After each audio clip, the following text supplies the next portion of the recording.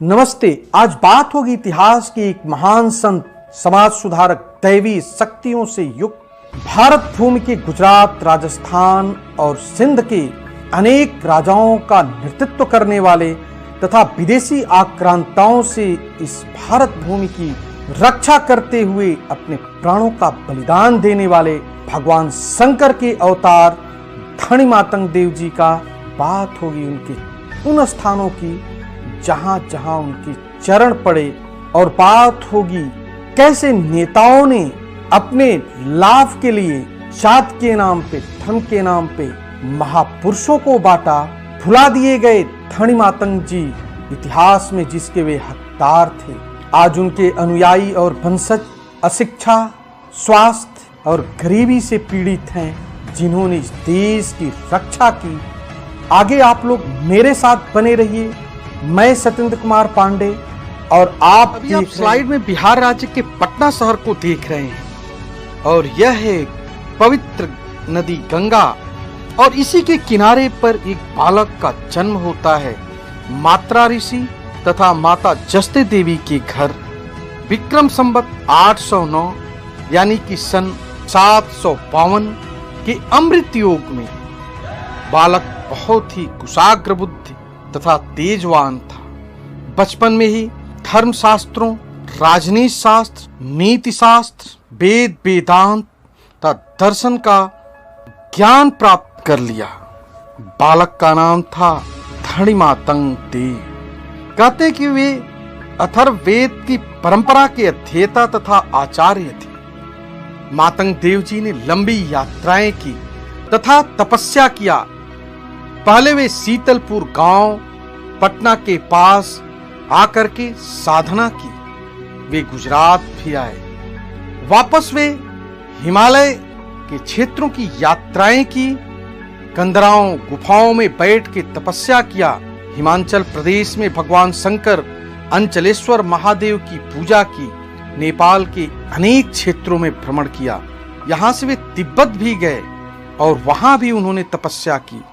बाद में उज्जैन के महाकाल के दर्शन किए और यहाँ पर भी उन्होंने प्रवचन और तपस्या किया। वहां से वे गुजरात की तरफ बढ़े और उनका आसपाल पंडित ने मंत्रोच्चार तथा शास्त्र विधि से जलाभिषेक किया और यहीं पे महेश पंथ की स्थापना हुई। फिर वे सौराष्ट्र के करुम्भा पर्वत पाली थाना चले गए और यहाँ पे प्रवचन और तपस्या की और एक बहुत बड़ा यज्ञ का आयोजन किया जिसमें हिंदू के सभी जातियों के लोग सम्मिलित हुए। आप स्लाइड में गिरनार पर्वत जूनागढ़ देख रहे हैं। यहाँ पर भी वे आए और तपस्या की और दैवी शक्तियों को प्राप्त किया।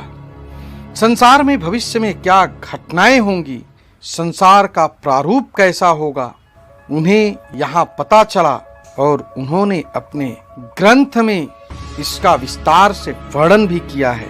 बाद में वे भगवान शंकर सोमनाथ के दर्शन के लिए गए और वहां उपासना की। अब उनके सामने भारत देश के अधिकांश राजा महाराजा नतमस्तक थे और इनसे ज्ञान प्राप्त करते थे और अपने भ्रमण के प्रवास काल के समय ही इनकी भेंट सिंध देश के राजा श्याम लाखा जी से हुई और उन्होंने मातंग देव जी से निवेदन किया कि सिंध देश पधारें। और कुछ दिनों बाद मातंग देव जी सौराष्ट्र को पार कर कच्छ के पद्धर गांव पहुंचे और यहाँ पर रहकर वे चंद्रुआ पर्वत पर तपस्या की और लोगों को प्रवचन दिया। साथ ही साथ उन्होंने व्यावहारिक ज्ञान जैसे कृषि यंत्र कैसे बनाया जाए, औषधियों का ज्ञान, समाज के सुधार तथा कुरीतियों को खत्म करने का अभियान चलाया। जाम लखा जी अपने 2 पुत्र आडो जी तथा जीओ जी को कच्छ भेजा और मातंग देव जी को वे लोग आदर सहित सिंध ले गए। आप स्लाइड में देख सकते हैं यह श्रेणी जगह है जो बादिन से नजदीक है और सिंध हैदराबाद से करीब करीब 120 किलोमीटर है। मातंग देव जी यहाँ करकेश्वर महादेव की स्थापना की और उनकी पूजा तथा यहीं पर रहकर तपस्या और प्रवचन करने लगे।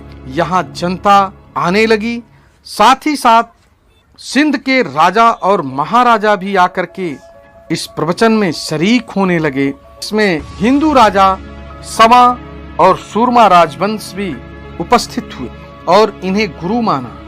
पाकिस्तान के सिंध प्रदेश में कुछ मुस्लिम जागीरें भी बस चुकी थी, क्योंकि अरब का शासक मोहम्मद बिन खत्ताब बहुत ही निर्दयी और अत्याचारी था। वह अपने राज सिंहासन को बचाने के लिए मोहम्मद साहब के पवित्र स्थल काबे पे पत्थरों की बरसात कराई, साथ ही साथ अरब में लाखों लोगों की हत्याएं करवाई। और मोहम्मद साहब के जो वंशज थे वे अगर रहेंगे तो उसका सत्ता कहीं हाथ से चला न जाए, जिसके लिए उसने अपने भतीजे मोहम्मद बिन कासिम को सिंध पर आक्रमण करने भेजा, क्योंकि यहाँ पे राजा दाहिर राज्य कर रहे थे और मोहम्मद साहब के वंशज उनसे शरण मांगे और राजा दाहिर ने उन्हें शरण दिया। मोहम्मद बिन कासिम सिंध पर आया और राजा दाहिर को युद्ध में शहीद कर दिया। उसके बाद सिंध के पश्चिम और दक्षिण तरफ कुछ मुस्लिम जागीरें बस गई, जिसमें एक जागीर आज पाकिस्तान सिंध हैदराबाद में हैदर खान नामक जागीरदार ने इस शहर का निर्माण कराया, जो आप स्लाइड में देख सकते हैं। हैदर खान को उस समय पता चला कि एक संत सेड़ी में आया हुआ है और उसके शरण में जनता तथा राजा महाराजा आकर के ज्ञान प्राप्त कर रहे हैं। इस पर वह क्रोधित हो जाता है और अपने सैनिकों के साथ वादिन होता हुआ वह सेड़ी पहुंचता है। और उस समय धनी मातंग जी लोगों को प्रवचन दे रहे थे, अतः उनको देखा और बोला, तुम इन राजाओं और अपनी इस जनता को लेकर के सिंध छोड़ दो, नहीं मारे जाओगे। इस पर लाखा जी के पौत्र ने हैदर खान को डांटा और चेतावनी दी। हैदर खान कभी सोचा न था कि उसे इतना बेइज्जत होना पड़ेगा। वह वापस हैदराबाद को तो चला गया, लेकिन उसके अंदर बदले की आग धधक रही थी और वह एक बड़ी सेना लेकर के पुनः वादिन होता हुआ सेणी पहुंचा। और यहाँ पे जाम लखा जी के पौत्र अबड़ा जी ने अन्य राजाओं की सेनाओं के साथ उसके इंतजार में बैठा। 7 दिनों तक भीषण युद्ध चला। हैदर खान की सारी सेनाएं मारी जा चुकी थी, जो बची थी वे हताश हो गई थी। हैदर खान ने पता लगाया कि आखिर वह कौन सी शक्ति है जिससे ये राजा हमारे ऊपर भारी पड़ रहे हैं।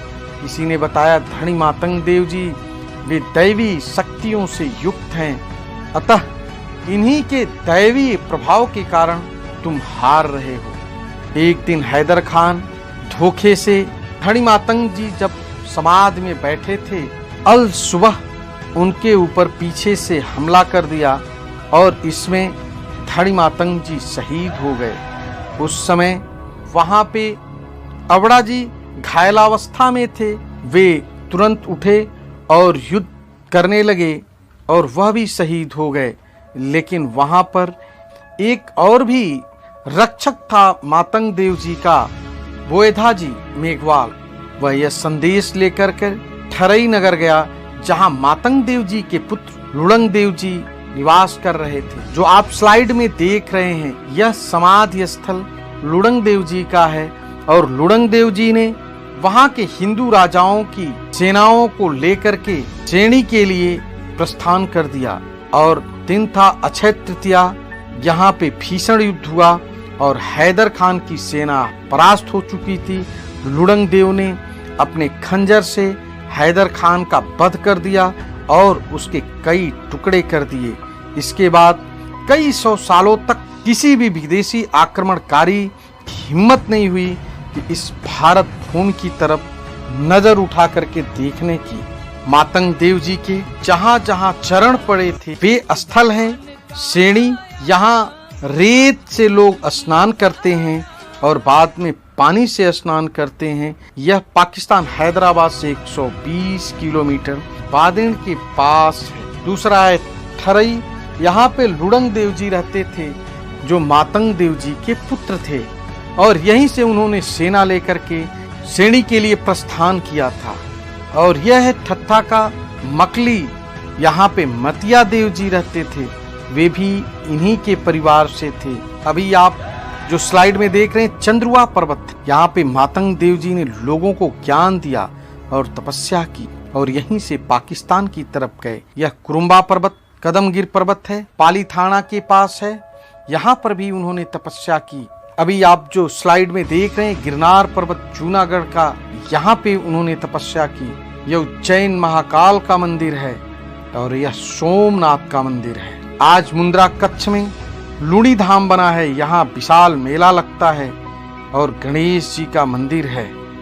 उन परंपराओं में से आज भी जीवित कुछ परंपराएं हैं। यहाँ कच्छ के राजा जाडेजा राजवंश के सदस्य की जब भी राज्याभिषेक होता है तो उनका राज्याभिषेक धनी मातंग जी के वंशज अपने अंगूठे के रक्त से उनका तिलक करते हैं। हरि ओम पुनस्तवादित्या रुद्रा बसवः समिन्धतां पुनर्ब्रह्माणो वसुनीथ जगनैः ओम वसोः पवित्रमसि शतधारं वसोः पवित्रमसि सहस्रधारं देवत्वा पुनत्वा पुनत्वा स्वस्ति न इन्द्रो वृद्धस्रवाः स्वस्ति नः पूषा विश्ववेदाः स्वस्ति नन्तार्क्ष्यो अरिष्टनेमिः स्वस्ति नो बृहस्पतिर्दधातुः।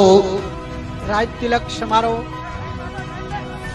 રક્ત તિલક થી ધણી માતંગ દેવ રાજ તિલક કરી રહ્યા છે। ધણી માતંગ દેવની કટારથી એ રક્ત તિલક સંપન્ન થઈ રહ્યું છે। આપણે સૌ તાળીઓના ગગડાટ સાથે વધાવી લેશે। જય જય આશાપુરા, જય જામ સાહેબ, જય રવેજી, જય મોમાય। और राज परिवार धनी मातंग जी के वंशजों को बहुत ही सम्मान देता है और सम्मान की दृष्टि से देखता है। श्री कृष्ण भगवान वंशजो, श्री कृष्ण भगवान आखी दुनिया माने અને ઈ શ્રી કૃષ્ણ ભગવાન વંશજો માતંગ દેવને ગુરુ તરીકે માને। આજે પણ ઈ આજે માતંગ ગુરુ પરંપરા આપણી છે, આજે પણ ચાલુ છે। આજે અમારા સમાજના સમૂહ લગ્ન છે કોઠારામાં, ત્યાંમાં મહેમાન તરીકે પત્રિકામાં મારું નામ હતું। मैं सभी राज्य सरकारों तथा भारत सरकार से आग्रह करता हूँ, ऐसे महापुरुष की जीवनी एवं दर्शन को भारतीय शिक्षा में सम्मिलित करे।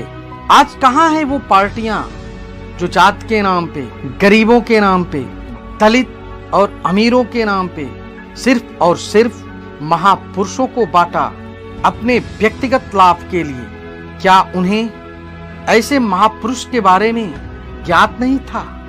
आज भी धनी मातंग जी के वंशज और अनुयायी गुजरात, राजस्थान, महाराष्ट्र, हरियाणा, पंजाब में रहते हैं। वे स्वास्थ्य संबंधी, शिक्षा संबंधी गरीबी से जूझ रहे हैं। इन लोगों ने इस देश के लिए कुर्बानियां दी, इन लोगों ने इस संस्कृति की रक्षा की। मैं भारत सरकार से आग्रह करता हूं कि धनी मातंग जी के जो स्थल पाकिस्तान में है वहां जाने के लिए और वहां बुनियादी सुविधाओं के लिए पाकिस्तान सरकार से बात करे। की तहसील दीपलो के इलाके माटी ठाकन में हिंदू बिरादरी के रूहानी पेशवा मातंग देव के जन्मदिन के मौके पर मुनक्किद होने वाले सालाना मेले में खवातीन, बच्चों और मर्दों की बड़ी तादाद में शिरकत की। ताहम सहूलियात का फुकदान एक बड़ा मसला बना रहा।